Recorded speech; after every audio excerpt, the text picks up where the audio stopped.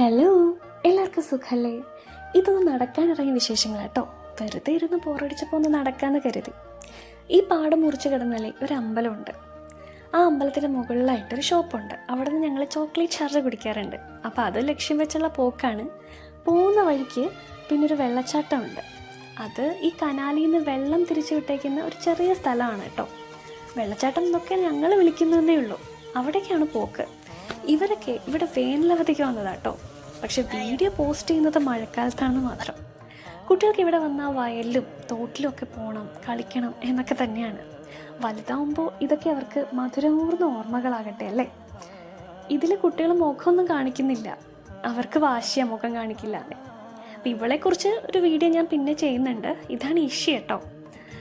അപ്പോൾ ഇതാണ് ഞങ്ങളുടെ വെള്ളച്ചാട്ടം.